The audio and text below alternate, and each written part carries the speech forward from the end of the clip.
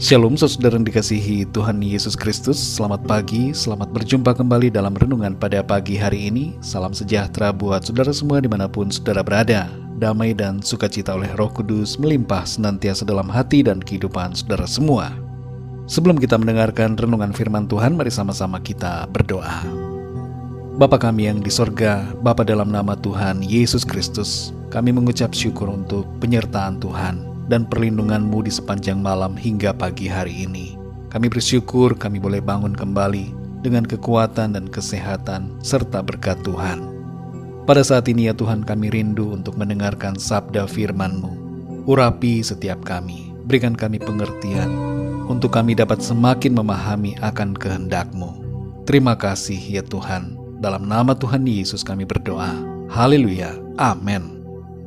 Saudara yang dikasih Tuhan, ayat renungan kita pada saat ini terdapat dalam kitab Bilangan pasal 32 ayat yang ke-15. Tertulis demikian. Jika kamu berbalik membelakangi dia, maka kamu akan lebih lama lagi dibiarkannya tinggal di padang gurun, dan kamu akan membawa kemusnahan atas seluruh bangsa ini. Saudara yang dikasih Tuhan, Tuhan merancangkan yang baik buat kehidupan kita, bukan yang buruk. Asalkan kita taat dan setia, kita akan mengalami kebahagiaan, sukacita, dan kehidupan yang penuh dengan berkat Tuhan. Bukanlah rancangan Tuhan untuk membiarkan bangsa Israel tinggal terus-menerus di padang gurun. Rancangannya adalah membawa mereka masuk ke tanah perjanjian. Namun sayangnya saudara, ketidakpercayaan membuat mereka harus lama berputar-putar di padang gurun. Konteks dari ayat yang barusan kita baca dan dengar adalah pada waktu bangsa Israel sudah akan memasuki tanah Kanaan. Tapi ini bukan yang pertama kalinya mereka berada dekat dengan Kanaan, namun untuk yang kedua kalinya. Musa mengingatkan kesalahan orang tua mereka yang pada waktu 40 tahun yang lalu tidak mempercayai janji Tuhan dan enggan untuk berjuang menghadapi kesulitan dan bahaya untuk memasuki tanah perjanjian. Di sini Musa dengan tegas mengatakan, jika kamu berbalik membelakangi dia, maka kamu akan lebih lama lagi dibiarkannya tinggal di padang gurun. Seringkali saudara, yang terjadi dalam kehidupan kita adalah sikap dan tindakan kita membuat kita terus-menerus tinggal di situasi padang gurun. Padahal sebenarnya Tuhan menghendaki kita untuk segera menerima dan mengalami janji-janji firman-Nya.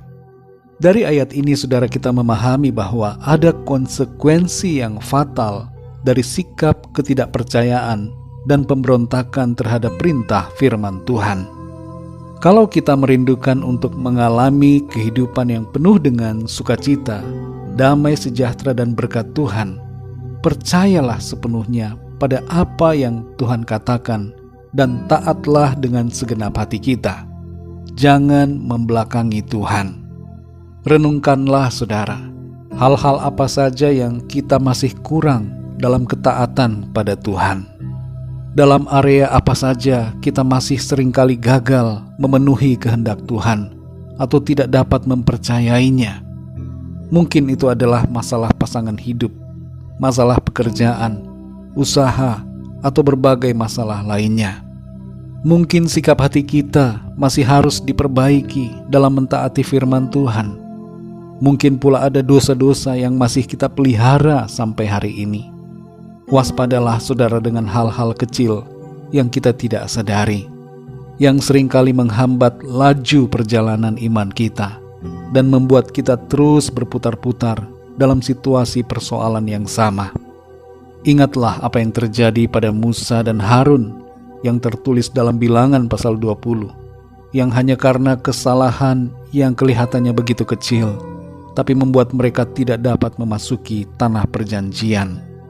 Pada waktu itu Tuhan menyuruh Musa berbicara kepada bukit batu, tapi ia tidak berbicara, namun memukulnya dengan tongkatnya sebanyak 2 kali. Kelihatannya sepele, tapi konsekuensinya sangat besar.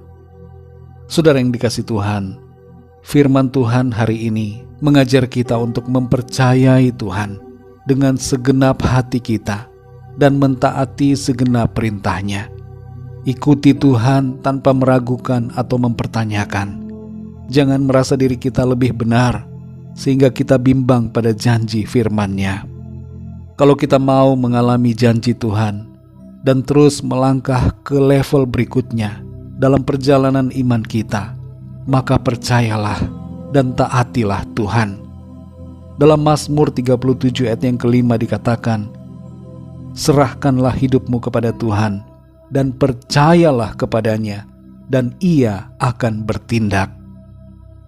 Mari saudara yang dikasihi Tuhan, berimanlah dan berserah dengan totalitas yang penuh kepada Tuhan, agar kita mengalami karya dan janji Tuhan yang ajaib dalam kehidupan kita.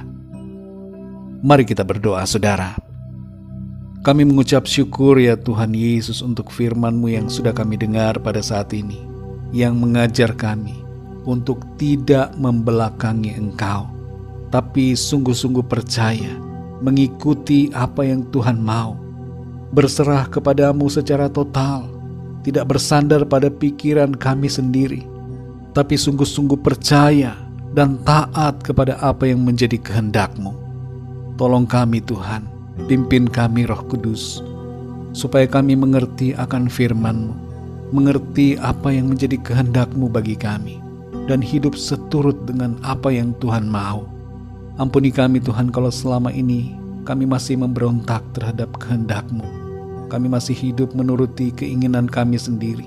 Kami bersandar pada pikiran-pikiran kami dan tidak mempercayai Engkau dengan sepenuhnya. Ampuni kami Tuhan. Kami mau melangkah mentaati firman-Mu, hidup dalam janji-janji-Mu. Terima kasih Tuhan. Pimpin kami Roh Kudus untuk terus setia mengasihi Engkau Tuhan, dan berubah sesuai dengan pembentukan yang Tuhan kerjakan dalam hidup kami. Di sepanjang hari ini Tuhan kami mohon pimpinan-Mu.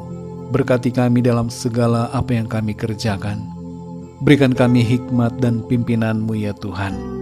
Kami berdoa buat yang sakit dan dalam pergumulan, masalah apapun yang sedang dihadapi.